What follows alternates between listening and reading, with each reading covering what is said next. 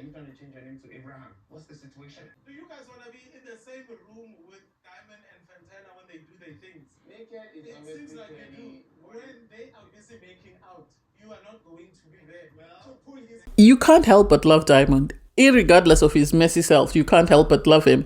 And when you combined Diamond and Naked, women are in trouble. I think Naked, if he was not with Kaylee, I think he would have been behaving the same way Diamond is behaving. And I think Kaylee is the voice of reason that sort of stabilizes him. Otherwise, he would be just a hot mess like Diamond. Because how can he invite Kefilwe for a date, knowing for a fact that he's currently messing about with someone on the same show? Make that make sense? I don't get that. I really don't get that. And his face when Fantana walked in, oh my God. Anyway, hey there. Thanks for stopping by. It's Valerie. Welcome to my channel. If you're new here, don't forget to subscribe, click the like button, turn on the notification bell when I upload new videos, and definitely leave a comment. In this episode, I'll be reviewing Young, Famous and African, Season 3, Episode 5. Party was a mess, but then what do you expect? Every time they meet together, something has to pop off for no apparent reason. And at times you're sort of asking yourself, what happened? Why were they popping off? I think even they themselves, the cast members, asked themselves afterwards that,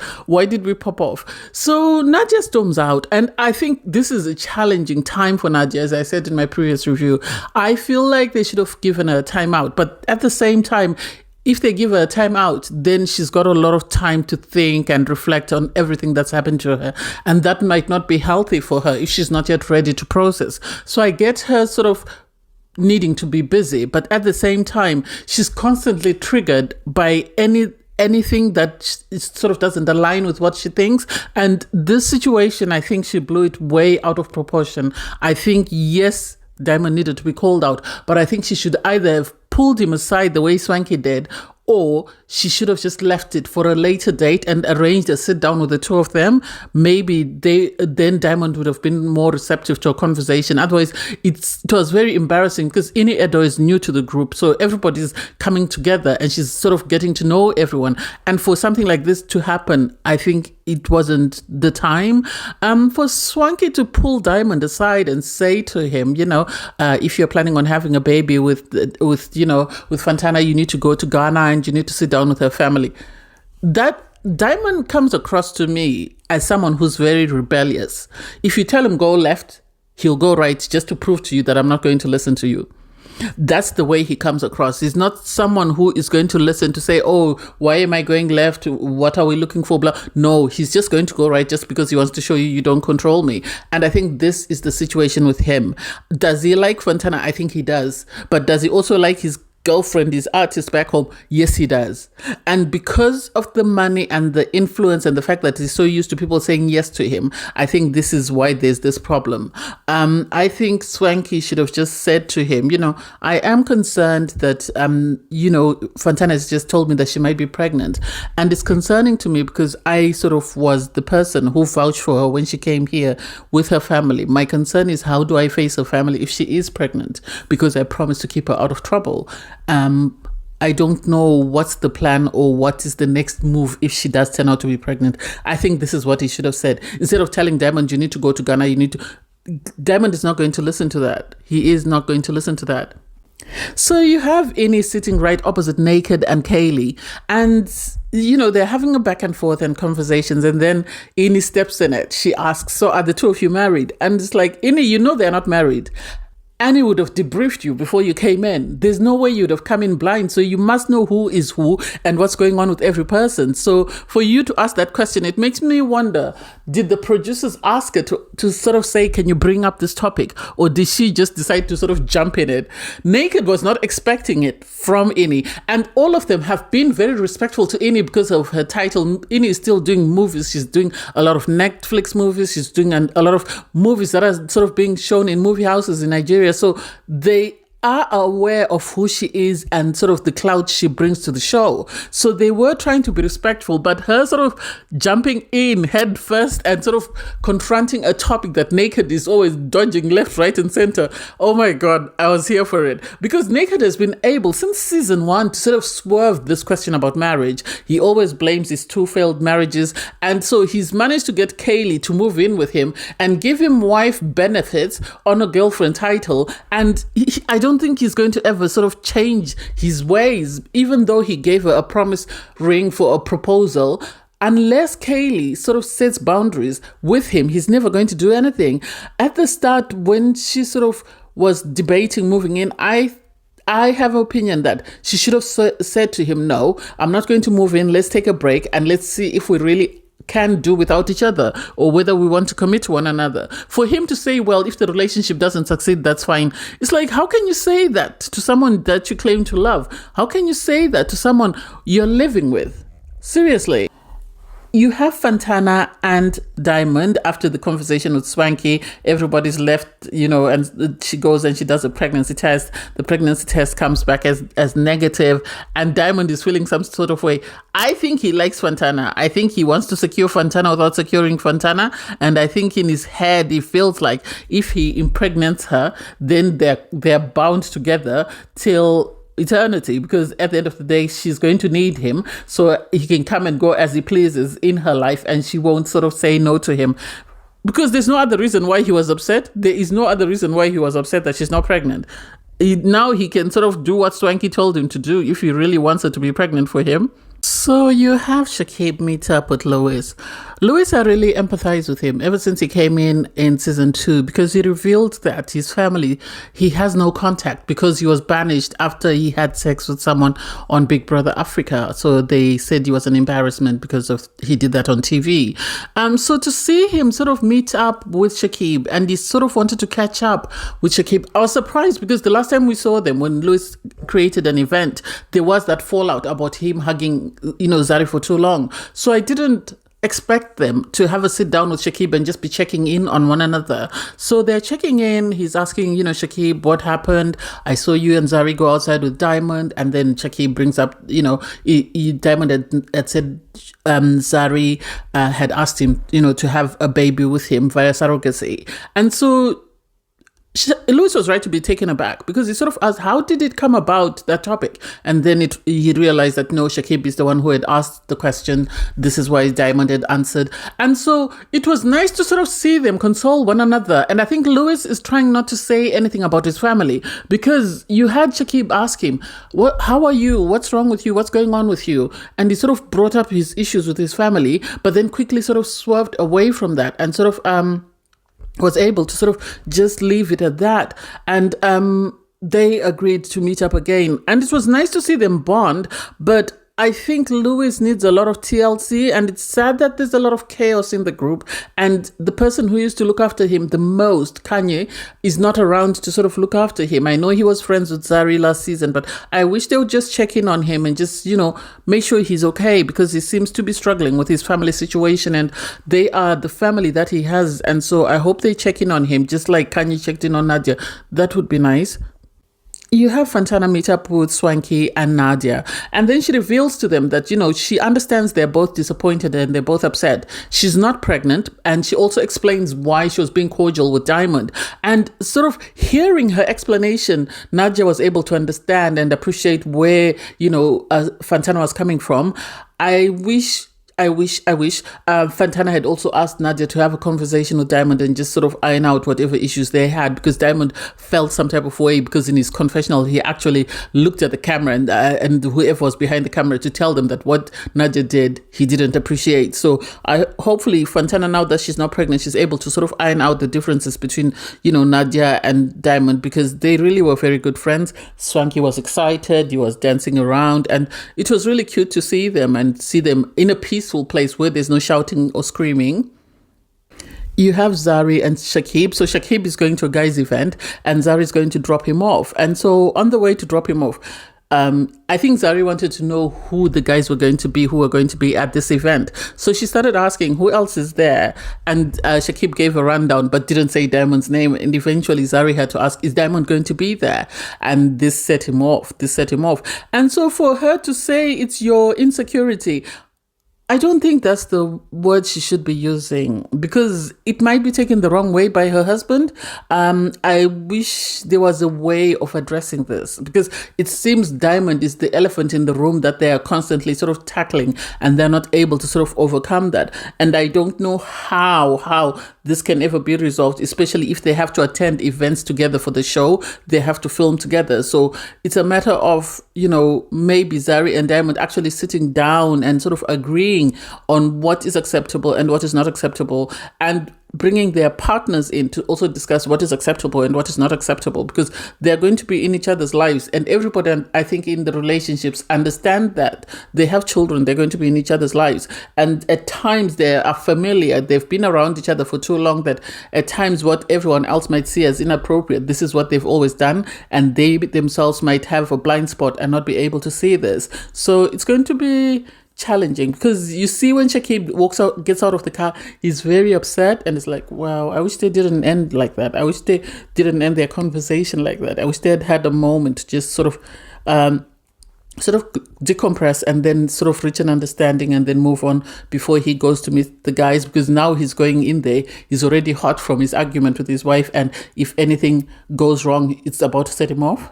I actually liked the boys' meetup because at one point I was a bit nervous, but then it actually went very smoothly because first you had, Shakib was the first one to go in, followed by Lewis, followed by Swanky, and then Naked DJ, and then Diamond was the last person to come in.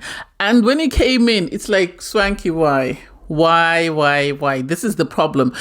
I wish these people would sort of take each other aside and have conversations, but then that would take away the drama element, I guess. And for Swanky to say, oh, Diamond, now that Fantana is not pregnant, we want to discuss a way forward for Fantana. Where are my morals? I'm looking for them, but I sort of agree with what DJ Naked was saying, Naked DJ, because he was saying you can't sort of dictate what happens between two people. Fantana and Diamond have to reach an agreement of what they want to do moving forward. They've had the scare, they've overcome the scare. They need to decide, what are we going to do? Are we always going to take a risk every single time? Or are we going to actually take precautions and make sure that this doesn't repeat itself? Because even Nadia was saying to Fantana, you need some form of contraception. And personally, I understand there is the fear of pregnancy. My fear is, are they protecting themselves? Because there are a lot of STIs out there. So a baby, yes, you can have a baby, but once you catch certain STIs, there's no treatment for them. You are on management of symptoms, but you can never get rid of them. I hope they're taking the necessary precautions. I don't think it's Swanky's place to sort of speak up on that. And for them to then turn on Naked DJ, I don't get it. Because they were saying, oh, Naked DJ is siding with Diamond because he's living vicariously through Diamond. And there is an element to that. I don't want to disagree there. There is an element that, he could be living vicariously through Diamond's love life. But at the same time, this is the issue that he had with Inie, whereby people keep cornering him. And then he says some things that might be hurtful to Kaylee when she hears them. Because Naked said to the boys that Kaylee and I, Diamond and Fantana, have agreements that we've made between, the two of us or the four of us. And so for you to come in there and sort of want us to live by your rules, we're not going to live by your rules. We're going to live by the rules that we set for ourselves. And if you want, you can phone Kaylee and tell her if she's not prepared to stay with me and she wants a marriage and she wants to leave, then she can leave. And it's like, Naked, you shouldn't say that, because when Kaylee hears that, she won't be happy. She won't be happy that you're sort of saying that you are never going to sort of marry her, and the door's always open for her to leave whenever she's ready. That's the impression that you're giving, and that's not a good look. I really felt some type of way about that. You then have Diamond. Will Diamond ever stop? Will he ever stop? The fact that he phoned, Kefi, how did he get her number? I think he got it from Swanky. If not from Swanky, he got it from one of the producers, because how did he get the number? For him to phone her and say that, I want to arrange a date. Okay, it is what it is. And Kefi is saying, I know he's Fantana's boyfriend, but I'll accept the offer. I think there is part of me that says she should accept the offer, but not for a romantic setting, but she should accept the offer for a business setting, in the sense that she should go and discuss business with him and sort of pick his brain and find out what sort of investments or business ventures she can sort of participate in, or that he's willing to sort of help guide her through. I think that would be a good idea. But romance, nah, she's going to fall into the same line as Nadia, as Fantana, and she'll be there in the tracks. And for Swanky to say, I wish these boys would understand that when I bring girls to the group, I'm not bringing them as a buffet for them to go through the menu. But then what do you do when you have, Lewis and Diamond sort of competing to see who's going to conquer which girl? Because Diamond is saying that just because Lewis can't get through to Kefi doesn't mean I won't. And it's like, oh my God. We then had Lewis meet up with his cousins. I like that we're having scenes where they are in their homes. This season, we've had scenes where people are filming from their homes. I don't know whether they're genuine homes or whether they're filming houses. I don't know. But we had him meet up with his family and sort of talk about the fact that he misses his parents. The family members were telling him that, your parents miss you and they're worried. Like his mom is worried that when she passes away, he won't be able to attend. And it's like, at some point, this church needs to bring him back. How long can they punish him for a mistake that he made? He was a young man who made a mistake. And so how can they preach about love, forgiveness, and compassion when they are not practicing that? They need to practice it in order for this young man to come home. So he's saying that one of the major reasons why he's wanting to have a child through surrogacy is because he's hoping that by having a child, he'll be able to rebuild his relationship with his parents through that child. And it's like, hopefully it works for you, but this doesn't sound like a good idea at all. So Inie hosts an afternoon tea for the ladies, and before she meets up with the ladies, she decides to sort of have a call just to sort of a catch up with Annie. She calls Annie. Annie doesn't seem to be doing great. She really doesn't seem to be doing great. Even the way she was dressed, she wasn't doing great.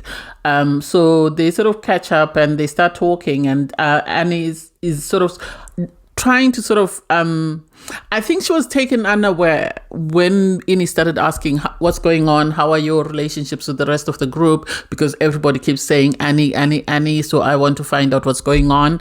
And Annie became defensive. I think she's become so used to being defensive that she's never receptive to sort of anything anyone has to say. And she could be right by saying, Inie should have just called her to check up on her. Hi, how are you? I just wanted to check to see how you're doing. I really was looking forward to seeing you. I'm so sorry I wasn't, you weren't here when I arrived, that sort of thing. And then maybe in their next call, they would have had this conversation. But Inie started asking about the rest of the girls and sort of saying what everybody else was saying. And Annie became defensive and she decided to get off the call. So Inie was okay with that and said, we'll catch up at some point and we'll have a conversation. And I would assume they would have had a conversation off camera and they would have discussed everything. Everybody arrives for the event. So Kaylee was the first one to arrive, and she even noticed that she was the first person to arrive. She was followed by Nadia, who was followed by Fantana, and then lastly was Zari. Kefi didn't come. I assume she didn't want to be around some of the people because they're not getting along. And they sat down and, they had conversations, and Zari was venting about her husband and the situation with Diamond and the fact that she's tired of this conversation constantly being had, whereby her husband constantly is questioning her and questioning what, Zari and Diamond talk about. And everyone was on her side to sort of say, your husband should trust you before he trusts Diamond, because he doesn't know Diamond, but he knows you, so he should trust you. And I think there will never be a resolution to this issue between these three.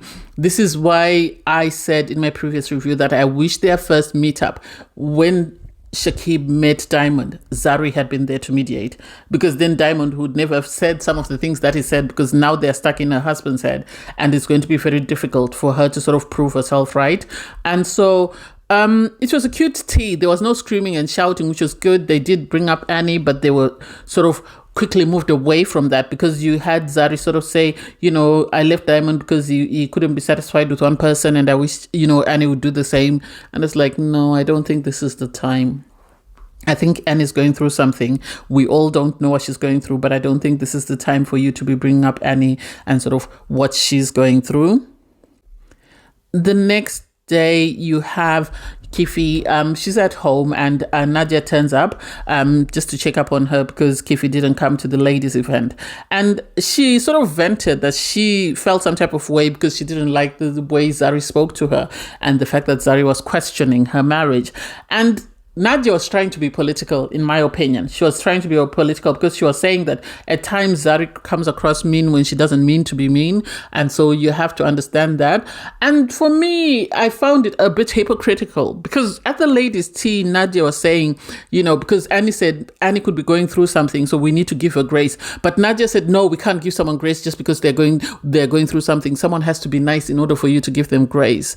And so for you to check up on Kefi and say, oh, Kefi, she didn't come to the event, she doesn't seem to be doing well, and yet you're saying we shouldn't check up on Annie. For me, that didn't sit well with me. Personally, that didn't sit well.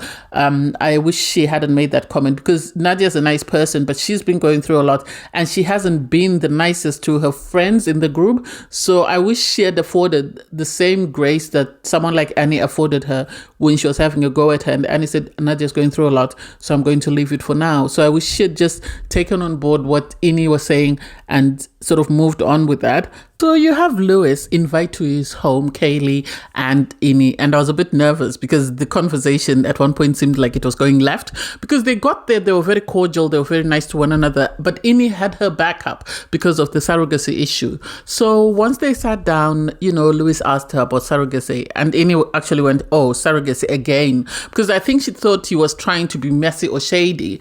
But then when they got into talking about why he was very interested in surrogacy, it was heartbreaking because we all know that he was excommunicated by his family because the leaders of their church said he cannot come back, he cannot have any contact with anyone that's been baptized from the church. So for him to explain that he feels lonely, he feels alone with no one. It's been 8 years and he's been alone for those 8 years. It was heartbreaking. And I think Inie's heart softened for him because she said, yes, it is lonely, and having a child can give you some of the most unconditional love that you'd never expected to receive. So she understands where he's coming from, and I like that she was able to empathize and sort of be compassionate with him and make him realize that there is more to life and you can actually find love. And surrogacy, if you're doing it for the right reasons, can be very rewarding and fulfilling. So that was really cute to see. That was really nice to see. They then got to the topic of Kaylee and the fact that, what's going on with Naked, because Inie had to ask that question. And Kaylee is saying she's coming to her realization moment, I think. She really loves Naked. She sees a future with him, but it seems he doesn't see a future with her because of past trauma. And she's getting to a point whereby she's realizing that maybe this might not be it for her. Maybe this might not be it, and it might be time for her to move on. And so it's really sad. But I like that, Lewis was able to reassure her that as guys, we do have conversations about marriage. We do speak to Naked, and we do try and sort of help each other sort of reach personal development or personal growth on that topic. So I think this gave her hope. But I think DJ Naked would be a fool to lose her. She comes across as a very nice, very caring and compassionate person, and it would be a pity if he lost her. So you have Diamond go on a date with Kefi. Kefi arrives, she looks amazing. He bought her this massive bouquet of flowers. And it's like, so the flowers that he bought for Fantana or Child's Play, these are flowers. These are what you get. And this is what you should have got her. Anyway, they're having a conversation with Kefilwe, and he's sort of, just saying to her, I think he was trying to suss her out because he said he knows how to get a girl if he wants a girl. So he is totally different to people like, Lewis, and that's why Lewis struggles. And it's like, why would you do that? This is not a competitive sport. This is not a good look. How can you always be going after every new cast member? Why can't you just have a relationship or a business relationship with that person without feeling the need to sort of have, an intimate relationship? So while they're talking and they sort of trying to suss it out, Fantana walks in, and Fantana, I think Kefi told her that Diamond has invited me, or the producers must have told her that, there's something going down and we need you to come, because Diamond was shocked. He was shocked. But I know he's going to talk his way out of this because he will always talk his way out of trouble. And I know he's going to find a loophole and find his way out of this mess because he doesn't look like one who's easily conquered. He has to conquer everything. But anyway, it was a great episode. I really enjoyed it. I can't wait for episode 6. Thanks guys for watching. Please don't forget to like, comment, share and subscribe, and click the link in my video to watch my review from episode 4. Bye guys.